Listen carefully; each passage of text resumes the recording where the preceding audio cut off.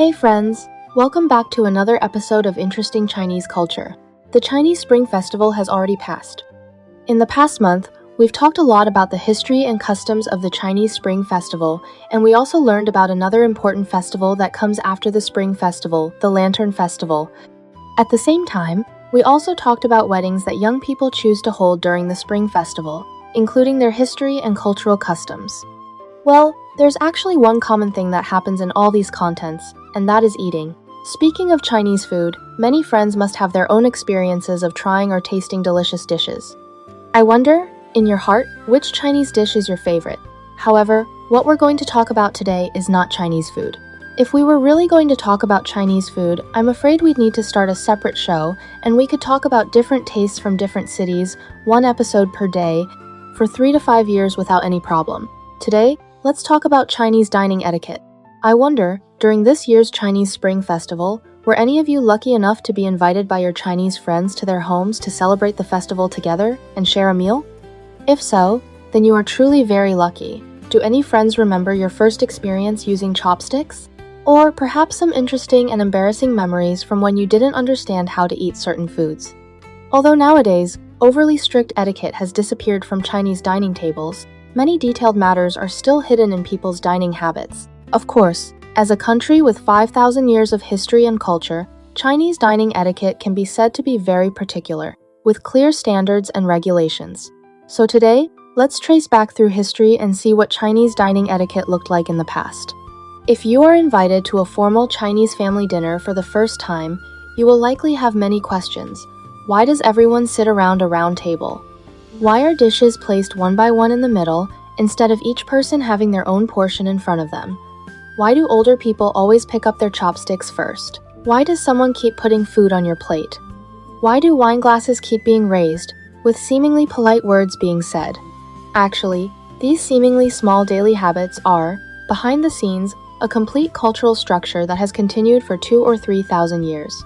It is directly connected to Chinese society's family concepts, political structure, ritual traditions, agricultural lifestyle, clan systems, and even the power relationships between people. To understand Chinese dining etiquette, we must first go back to a very ancient era, the period when agricultural society had just stabilized. We need to push time back to the very distant past. In that stage, when humans had just learned to use fire, eating was purely for survival. There was no etiquette to speak of at that time. Everyone gathered around the fire, and whoever grabbed the cooked meat would eat it.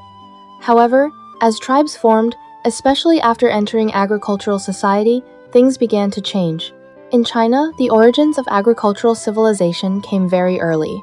When people began planting millet and rice and started settling down, food began to have surplus. With surplus came the need for distribution, and with distribution came the need for rules.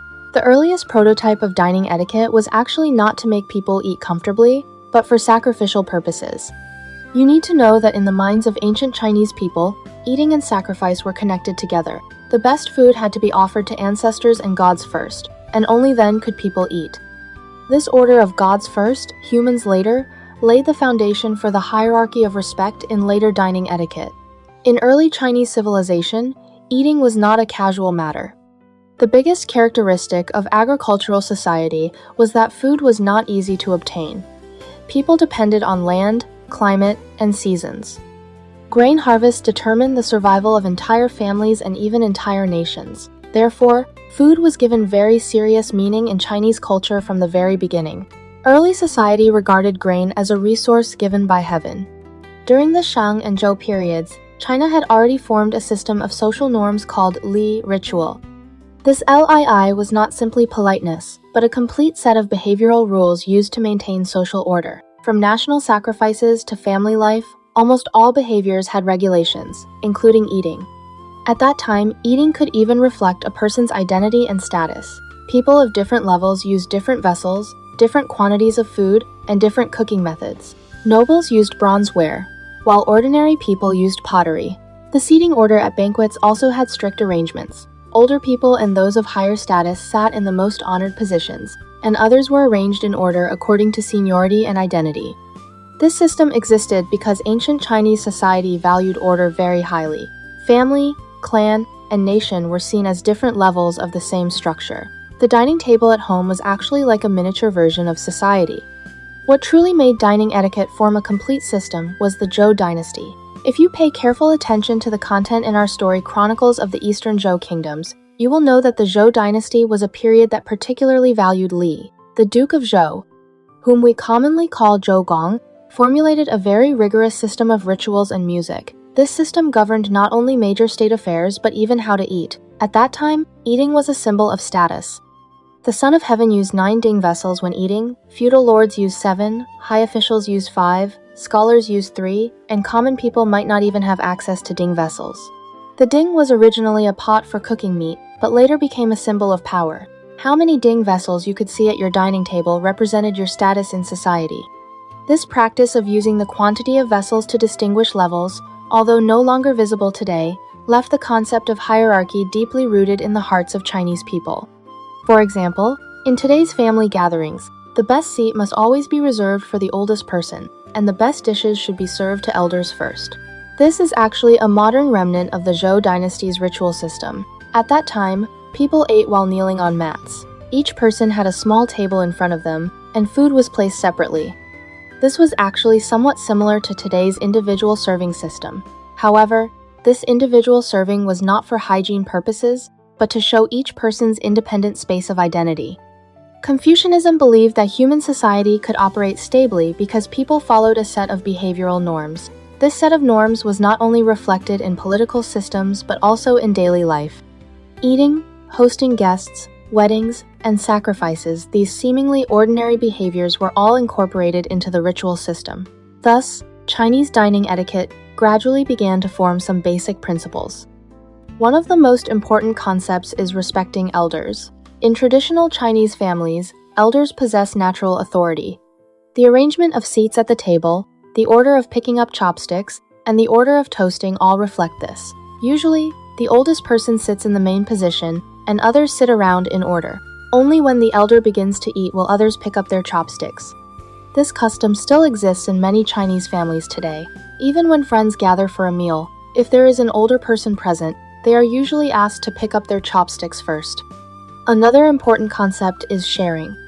Traditional Chinese dining almost never emphasizes individual portions but emphasizes eating together.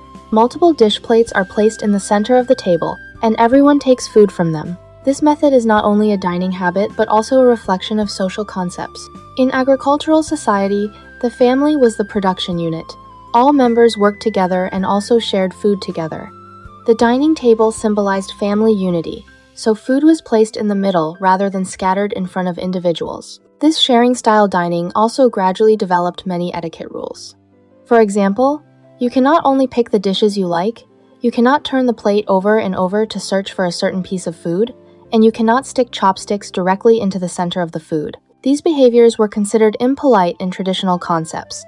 So, in Chinese history, did people use chopsticks as eating utensils from the very beginning? This pair of small sticks, seemingly simple, actually carries the soul of several thousand years. During the Shang and Zhou periods, people mainly ate by hand, what is called hand eating. Chopsticks at that time were actually an auxiliary tool, mainly used to pick up vegetables from soup or to scoop meat out of the ding. Chopsticks at that time were called zu. Spoons were the real main character used for eating rice. The rise of chopsticks went through a long process. It was during the Song dynasty, especially the Ming dynasty, that chopsticks gradually replaced spoons and became the main force for eating. There is a saying that Emperor Zhu Yuanzhang of the Ming dynasty played a role in promoting this. It is said that he made a vow not to use spoons for eating until he eliminated his enemies. Although this is a legend, it objectively promoted the popularization of chopsticks. During the Ming dynasty, the population increased sharply. Dishes became more abundant, and chopsticks were needed to accurately pick up small pieces of food. Coupled with the rise of commoner culture, chopsticks, as a tool, were more suitable for this lively communal eating scene. Because chopsticks are so important, the taboos surrounding them are especially numerous. If you ask an elderly Chinese person what is most forbidden when using chopsticks, they will definitely tell you, never stick chopsticks vertically into a rice bowl. Because what does this look like? It looks like incense sticks in an incense burner. In traditional Chinese sacrificial culture, this is only done when making offerings to the dead. Having this action appear at occasion where living people are eating is considered an extremely vicious curse. In addition, pointing at people with chopsticks, poking around like a finger, is very impolite and carries a tone of accusation. Rummaging through plates with chopsticks, picking and choosing like doing archaeology, is also disgusting. This appears greedy and inconsiderate of others. Also, licking chopsticks and tapping bowls and basins with chopsticks, that is the behavior of beggars, all belong to the expression of ugly eating manners. These taboos may seem trivial, but the logic behind their existence is actually very unified. In Chinese culture, tableware is not just tools, they are extensions of human hands. How you treat tableware represents how you treat the people at the dining table. So, let's return to the rules of etiquette at our dining table. The Han Dynasty inherited the ritual system of the Zhou Dynasty but also began to incorporate some practical elements. At that time, people still maintained the kneeling-sitting posture, but the variety of food became richer. Zhang Qian's mission to the western regions brought back many new ingredients, such as melons, beans, grapes, and so on. These foreign foods enriched the dining table and also brought new dining habits. During the Han Dynasty, the etiquette of drinking wine became especially important. Because people in the Han Dynasty valued boldness and heroism, the wine table was often accompanied by political alliances or emotional exchanges. At that time, there was a rule. When the host poured wine for the guest had to bow in thanks. Moreover, when drinking, one could not finish it in one gulp. It had to be drunk in several sips to show composure. If a guest became drunk, the host could not mock them but had to send someone to take them home. This respect for guests has continued to this day. When you see the host pouring wine for guests at a Chinese wine table today, and the guest lightly taps the tabletop with their fingers to express thanks, although the origin of this action has different explanations, the core spirit is the host-guest etiquette passed down from the Han Dynasty. When we reach the Wei, Jin, and Northern and Southern dynasties, this was a period of great turmoil, but also a period of great ethnic integration. Northern nomadic tribes entered the Central Plains, and they brought the prototype of high-legged furniture. Before this, Chinese people all sat on the ground, so dining tables were very low. However, nomadic tribes were accustomed to sitting on chairs and saddles, and this habit gradually influenced the Central Plains. Changes in furniture directly led to changes in dining etiquette. When you changed from kneeling sitting to sitting with your feet hanging down, that is, sitting on a chair with your legs hanging down, people's field of vision became higher, tables became higher, and the possibility of everyone sitting together around a table became greater. This laid the groundwork for the later emergence of round tables. During this period, due to the introduction of Buddhism, vegetarian culture began to rise. Buddhism advocates not killing, so many believers began to eat vegetarian food. This led to a category of specialized vegetarian etiquette appearing at the dining table, such as not smelling meat, using dedicated tableware, and so on. This reverence for food also permeated the dining concepts of ordinary people, making people add a sense of restraint and gratitude when eating. What truly brought earth-shaking changes to Chinese dining etiquette was the Tang Dynasty. The Tang Dynasty was an open, inclusive, and confident era. At that time, Chang'an City was like an international metropolis of today, with people from all over the world living there. Food culture also reached a peak. People in the Tang Dynasty began to eat in a livelier manner, no longer as serious as before. Banquets became very popular, and the scale was huge. During the Tang Dynasty, a type of banquet called Shao Wei Yan appeared. This was a meal hosted by officials when they were promoted, and the variety of dishes was astonishingly large, with over 100 courses. This kind of large-scale banquet required a strict order of serving dishes and a dining process. People in the Tang Dynasty began to use high-legged tables and chairs, and it became more common for everyone to sit together and eat. Although round tables were not yet fully popularized at that time, the trend of the communal dining system was already very obvious. People began to share food on plates, which created a new etiquette question: how to pick up food without offending others. Thus, the concept of public chopsticks began to emerge. Although there were no plastic or stainless steel public chopsticks at that time, people would use longer chopsticks or special tools to divide food into everyone's bowls. The wine culture of the Tang Dynasty was also very developed. Wine order games were very popular at dining tables. Everyone drank wine and played games at the same time, and the loser had to drink as punishment. This highly interactive dining atmosphere laid the foundation for the social-focused tone of Chinese meals. Eating was no longer just to get full. It was for exchanging emotions and discussing matters. The Song dynasty was one of the most refined periods in Chinese history in terms of economy and culture. The dining etiquette of the Song dynasty can be described with the character ya, meaning elegance. People in the Song dynasty valued quality of life. Eating was not just an enjoyment of taste, but also an enjoyment of vision and smell. During the Song dynasty, the restaurant industry was very developed, and many famous wine houses appeared. These wine houses had thoughtful service, exquisite menus, and even had singing girls playing music nearby to add to the atmosphere. The dining etiquette of the Song dynasty paid more attention to details. For example, you could not make noise when eating, you had to chew with your mouth closed, and you could not slurp when drinking soup. These detailed requirements are somewhat similar to modern Western etiquette, but the core is different. In the West, it is to avoid disturbing others. In the Song dynasty, it was to show one's own cultivation. People in the Song dynasty also paid special attention to food matching. What fish to eat in what season, what vegetables to eat in what month, all had strict regulations. This concept of eating according to the seasons came from Taoist thought, believing that people should live in harmony with nature. During the Song dynasty, tea became an indispensable part of the dining table. Drinking tea after meals, or drinking tea while eating, became a trend. The etiquette of tea ceremony also entered the dining table, such as how to pour tea and how to hold the cup, all had particular rules. If the host pours tea for you, you should lightly tap the tabletop with your fingers. This custom is especially popular in the South. Legend says it is related to Emperor Qianlong's tour of the South, but actually it is a continuation of Song dynasty tea etiquette. The Ming and Qing dynasties made dining etiquette even stricter and more hierarchical. Especially during the Qing dynasty, since it was ruled by the Manchu people, Manchu dining habits and Han Chinese dining habits merged. Manchu people liked to eat flour-based foods, liked stewed dishes, and liked to sit around together. The famous Manchu Han Imperial Feast was produced under this background. This was not just a meal, but also a political display, showing the Qing dynasty rulers' inclusiveness and control over Han Chinese culture. In the Qing dynasty's official circles, dining etiquette became very complicated, even somewhat tedious.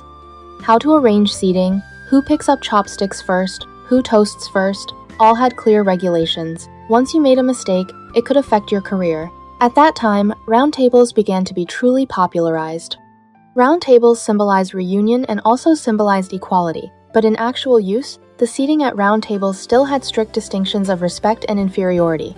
The position directly facing the door was the main guest position, or the host position, depending on the specific occasion. This seating culture has continued to influence the present. If you go to China to attend a formal business banquet and sit in the wrong position, the host may think you do not understand the rules, or even feel that you do not respect them. The Qing dynasty also paid special attention to filial piety. At family dining tables, the status of elders was absolute. If elders had not picked up their chopsticks, younger generations absolutely could not eat first. When elders picked up food, younger generations had to stand up to receive it. This kind of internal family dining etiquette is the most direct embodiment of Confucian ethics. If seating is macroscopic etiquette and the use of chopsticks is mesoscopic operation, then eating appearance is the most microscopic personal cultivation.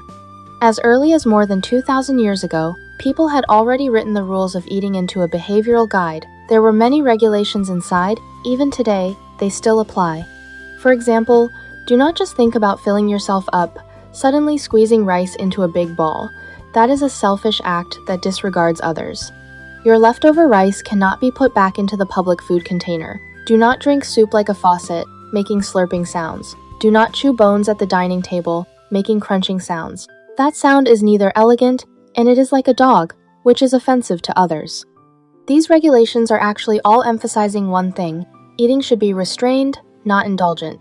Even in front of delicious food, you must maintain control and care for others' feelings. In modern times, these old rules still work. For example, when you want to sneeze or cough, you must turn your head away from the table. Do not pick your teeth in public at the dining table. If you really need to, you must cover your mouth with your hand or a napkin. Before elders or the host pick up their chopsticks, younger generations should not pick them up first. This expresses respect. There is also a very interesting detail, which is the finger tapping etiquette when pouring tea. When someone pours tea for you, you will find many people will gently tap the table a few times with their index and middle fingers. This action actually has a significant origin. It is said to come from the Qing dynasty. Legend has it that Emperor Qianlong visited incognito and poured tea for his minister. The minister could not kneel in public, so he had a sudden inspiration and used bent fingers to tap on the table, meaning kowtowing to thank for the grace. Whether this legend is true or false is hard to determine, but this etiquette has been passed down and continues to be used today. It replaces the verbal thank you in a subtle and elegant way. I understand very clearly that for foreign friends, the most difficult to understand and probably the most difficult to accept is likely the Chinese people's overly enthusiastic dining table behavior. You just sit down, and the host picks up your bowl and puts a large pile of food on it, piled high. You just finish one sip of wine, and immediately someone fills it up for you. You say you are full, but the host frowns. Why eat so little? Is it not to your taste? Eat more. Many Westerners will feel this is an offense or even a kind of aggression. Why do you decide how much I eat? Why not respect my personal choice? But if you understand the cultural logic behind it, you will understand that this is precisely the core emotional expression in Chinese culture: care. In the era of scarce resources, giving the best food to others to eat was the highest form of love. To this day, this collective memory still remains in the genes of Chinese people. When the host puts food on your plate, they are afraid you will be reserved, afraid you will be embarrassed to pick food, afraid you will not get to taste this signature dish. Pouring wine for you is because they are afraid you will be thirsty, or afraid you will feel embarrassed because your cup is empty. As for using your own chopsticks to put food on others' plates, this has indeed been reflected upon by more and more people after the epidemic. But in traditional concepts, only people who are so intimate that they do not distinguish between each other will do this. If everyone suddenly switches to a pair of public chopsticks, it will make people feel distant, like they are guarding against each other. This is called being too polite. However, times are indeed changing. From the SARS outbreak in 2003 to this coronavirus epidemic, the concept of public health is impacting this ancient sense of intimacy. Nowadays, more and more Chinese families are beginning to get used to preparing public chopsticks and public spoons on the dining table. This is not a denial of tradition, but a fine-tuning of tradition in a new environment. Next, we need to talk about seating at the dining table. This is the most complicated part of Chinese dining etiquette. When you walk into a private room and see a round table, where should you sit? This is not just a position question, this is a power question. Generally speaking, the position directly facing the door is the main position. This position has the best view and can see who comes in and who goes out.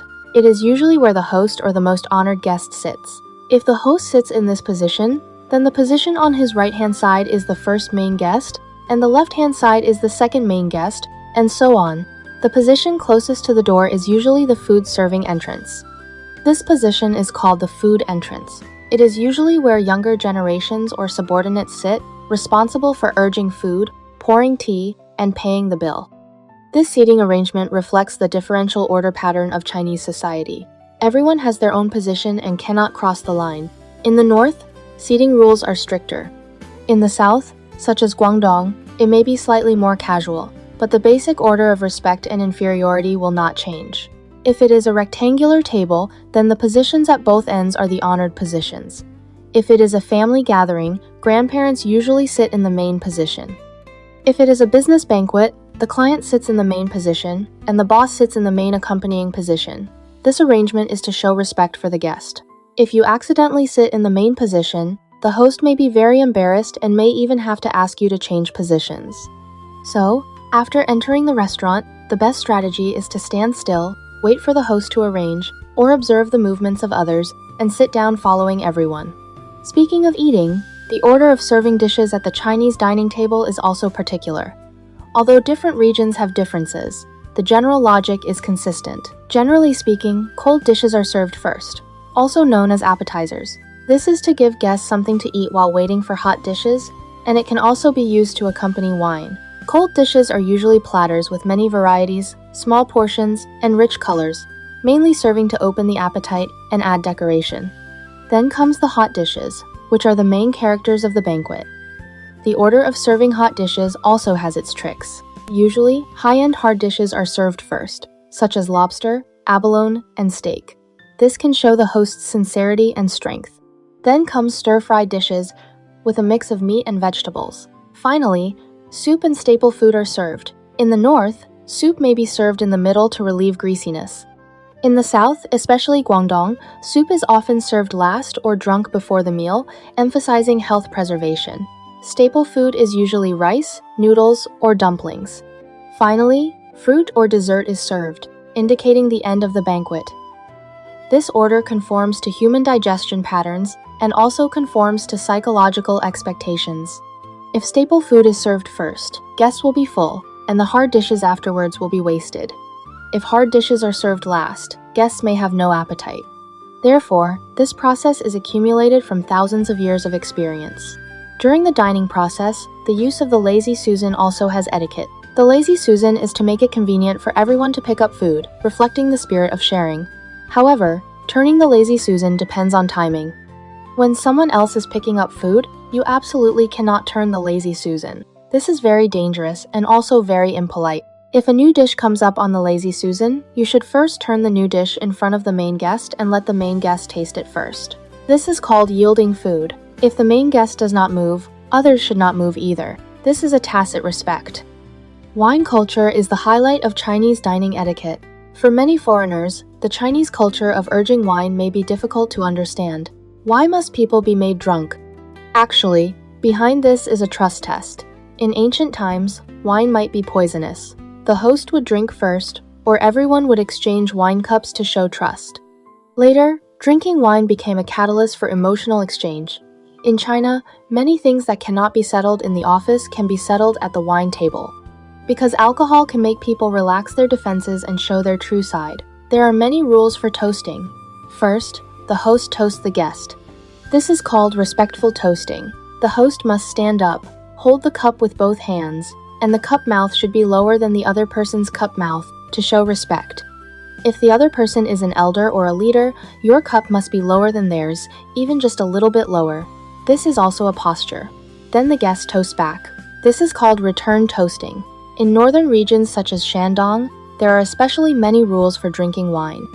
Each person is responsible for leading several cups of wine, and guests must finish them. This way of drinking is enthusiastic, but it also makes many people feel pressured. In the south, such as Jiangsu, Zhejiang, and Shanghai, drinking wine is relatively gentle, more casual, and not forced.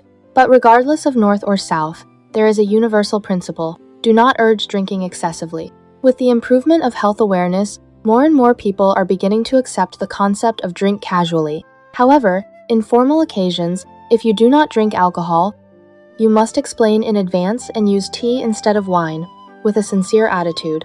When pouring wine, pay attention to full wine respects people, full tea deceives people. Pour wine full to show enthusiasm. Do not pour tea full because tea is hot, and if it is full, guests cannot hold it. Moreover, full tea has the meaning of driving guests away. About paying the bill, this may be the most unique scenery at the Chinese dining table. In Western culture, everyone is used to going Dutch, each paying for themselves. But in China, fighting to pay the bill is a normal state. Why? Because this concerns face and human relationships. Chinese people value there is a long future ahead. Today I treat you, tomorrow you treat me. Only with this courtesy can the relationship last long. If you calculate too clearly, it fanner appears distant. In business occasions, usually the inviting party pays the bill, which shows sincerity. At friend gatherings, often the person who earns the most pays, or everyone takes turns hosting. When fighting to pay the bill, the scene may be very intense. Some people even hide the bill or secretly go to the front desk to pay in advance. Although this looks a bit chaotic, it is actually a way of expressing importance. If you as a guest really want to pay, you can excuse yourself to go to the restroom when the banquet is about to end and quietly settle the bill. This gives the host face and also expresses your intention. However, if the host insists very much, do not argue excessively to avoid stiffening the atmosphere. You can say, "Next time I will definitely treat you," leaving an opportunity for future social interaction. China is vast and rich, and dining etiquette in different regions also varies greatly. Northern people are bold and generous, with large plates, large portions of food, and heavy drinking. In the Northeast, if the host puts food on your plate, do not refuse. Refusing means you do not give face. In Shandong, seating rules are the strictest. The chicken head should face the main guest, and the fisheye should face the honored guest. There are sayings for all of these. Southern people are delicate, with small plates, refined portions, an emphasis on original flavors. In Guangdong, before eating, you must scald the bowls and chopsticks with boiling water. This is not only for hygiene but also a ritual. In Jiangsu and Zhejiang, you cannot flip the fish when eating fish because flipping the fish symbolizes capsizing the boat, which is unlucky. You should remove the fish bones and eat the meat underneath. In Sichuan and Hunan, people cannot be happy without spice. There will be public chili sauce on the dining table, but do not use your own chopsticks to dig into the public chili jar. The dining etiquette of ethnic minorities also has its own characteristics. For example, in Mongolia, when toasting, a hata scarf is presented. Guests must use their ring finger to dip in the wine and flick it 3 times, respecting heaven, earth, and ancestors, and only then can they drink. In Tibet, when drinking butter tea, the host will keep filling it up. If you do not want to drink anymore, do not move. Wait until you take a sip, and then let the host pour. If you finish it, the host will not pour anymore. These customs are all reflections of local culture and beliefs. Understanding these differences can help you avoid embarrassment during travel or business activities. Let us talk more deeply about some specific details. These details are often easily overlooked, but they can reflect a person's cultivation. For example, where should your hands be placed when eating? In China, it is required that hands should rest on the edge of the bowl, and you cannot put your hands under the table. This originates from ancient rules. Hands placed underneath might hide weapons or prepare to make small moves. Although there is no such risk now, resting hands on the bowl edge appears spirited and focused. If one hand is under the table playing with a mobile phone, it is disrespectful to the people at the same table. Also, where to spit out bones. In formal occasions, you cannot spit directly on the table or on the ground. You should spit into a bone dish or on a tissue. If the bone dish is full, signal the waiter to change it. When eating noodles, try not to make too loud slurping sounds. Although in some places this represents eating with enjoyment, in formal occasions this will be considered inelegant. When drinking soup, use a spoon to send it into your mouth. Do not hold the bowl and drink directly, unless you are drinking a small bowl of example soup. These details are all social consensus formed over a long period.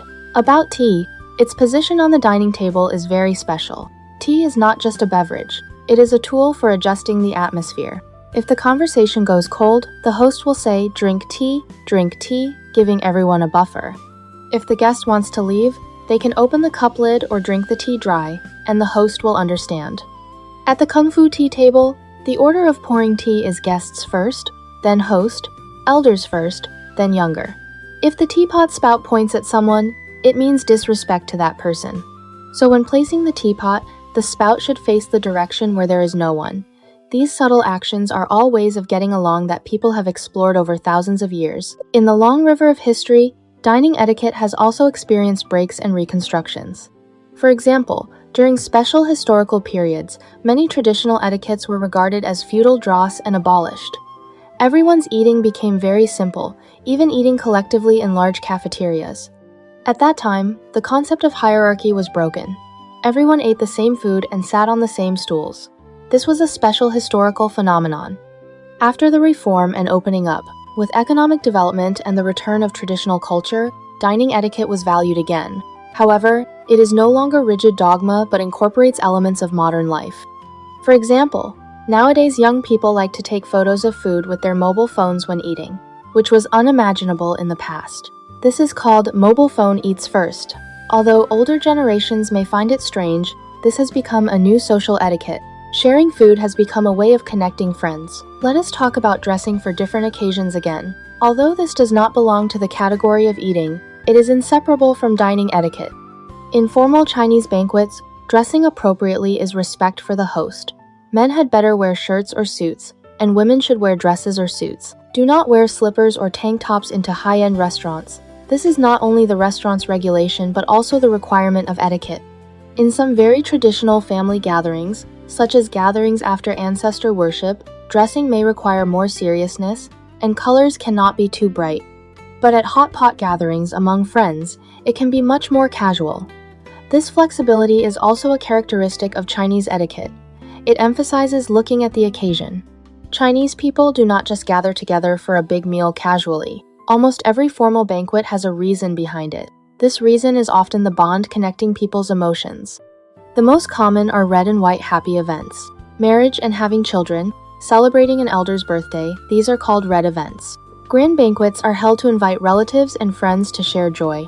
When someone in the family passes away, after the funeral is done, the host family will also set up a comfort wine or tofu rice to thank the relatives and friends who came to help and offer condolences. This kind of banquet carries sadness but is also full of human warmth, expressing gratitude to those who helped. With the passage of generations, there are also many large-scale meals, such as scholar banquets. That is, when a child is admitted to their ideal university, the parents will hold a grand banquet to share this joy with relatives and friends. Celebrating festivals cannot be separated from eating. The New Year's Eve dinner during the Spring Festival is the most important meal of the year. Even if it is thousands of miles away, people must rush home to eat this meal. At this time, fish is an indispensable dish because it symbolizes surplus every year. Mooncakes for the Mid-Autumn Festival, Zongzi for the Dragon Boat Festival, these foods have transcended the food itself and become cultural symbols, a collective memory about family reunion. There is also an interesting phenomenon, which is the view on leftover food. Decades ago, if the plates were eaten completely clean, the host would feel loss of face, feeling that there was not enough food and the hospitality was inadequate. So the host would intentionally order more dishes, leaving a lot. But now, the concept has completely reversed. If there is too much leftover food, it will be considered wasteful, and the host did not plan well. Guests will also actively ask to pack up. This change reflects that after material abundance, people have shifted from pursuing quantity to pursuing quality. The current etiquette is to order just enough to eat, or slightly more, which is both decent and not wasteful. For foreign friends, what should you do if you encounter dishes you do not know how to eat at the dining table? The best way is to be honest. You can say, "I have not eaten this before. Can you teach me how to eat it?" Chinese people are usually very willing to share knowledge. For example, eating crabs has many tools: how to crack them, how to pick the meat. If you ask humbly, the host will feel you are giving them face. Do not pretend to know how to eat and end up making a mess everywhere, which is even more embarrassing. For foods you do not eat, such as cilantro or chili, you can explain gently in advance. Do not wait until the dishes are served and then pick them out, as that will embarrass the chef and the host. In business negotiations, the dining table is often the second battlefield. Many details determine the success or failure of cooperation. For example, do not discuss contract details directly at the dining table unless the other party brings it up actively. The dining table is a place to build emotions. Contracts are things discussed in the office. If you push for a deal at the dining table, it will make people feel you are too utilitarian. The correct approach is to talk about daily life, culture, and hobbies while eating. When the emotions are in place, cooperation will naturally come smoothly. If someone makes a phone call at the dining table, try to keep it as brief as possible or leave the table to answer. Do not talk at length in front of everyone, as this will interrupt the rhythm of the gathering. Finally, let us talk about seeing off guests. The end of the banquet does not mean the end of etiquette. The host must see the guests off to the door, or even to the car. Guests should express gratitude and invite the host to gather next time. If eating at home, guests cannot leave empty-handed when leaving. Although you do not necessarily need to bring expensive gifts, bringing some fruit or local specialties is polite. The host should also prepare some return gifts, such as homemade snacks, for guests to take back. This coming and going is the cornerstone of Chinese human relationship society. Looking back at this long history, from the Ding vessels of the Zhou dynasty, to the banquets of the Tang dynasty, to today's round tables, Chinese dining etiquette has always been changing. But some things have not changed. That is the reverence for food, respect for people, and the pursuit of harmony. When you next sit at a Chinese dining table and pick up your chopsticks, I hope you can not only taste the flavor of delicious food but also savor the thickness of history. Do not regard these rules as constraints. They are actually a kind of protection, protecting everyone's dignity in the group and protecting the warm connection between people. You do not need to become an etiquette expert.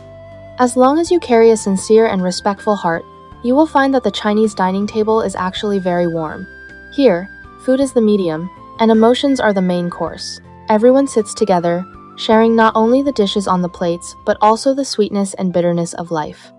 There is an old Chinese saying called, "The people regard food as heaven." This sentence does not just say that eating is important, it says that eating is the top priority. Since it is a matter of heaven, naturally there must be rules of heaven. Young people today also have their own old saying, there is nothing that a meal cannot solve. If there is, then eat 2 meals. For many Chinese people, a meal is not only a physical need, but also a form of emotional exchange. Resolving conflicts between family members, building trust between friends, and even business cooperation can all be completed at the dining table. In a sense, the Chinese dining table is like a small society. Everyone's position, behavior, and language all reflect a cultural logic formed over a long period. Chinese culture has always emphasized the relationship between people, and the dining table is one of the most direct forms of expression of this relationship. Speaking of this, you probably understand. When you face a Chinese dining table again, what you are actually facing is a flowing history. So, when you next face a table full of rich Chinese food, do not be nervous and do not be afraid of making mistakes. Even if your posture for holding chopsticks is not standard, even if you sit in the wrong position, as long as your smile is sincere and your attitude is humble, Chinese people will tolerate you. Because the ultimate purpose of etiquette is not to show superiority but to convey goodwill. At this round table, there are no strangers, only friends who have not yet met. Through food, through etiquette, we connect with each other, connecting the past and the future. This, perhaps, is the most moving part of Chinese dining etiquette.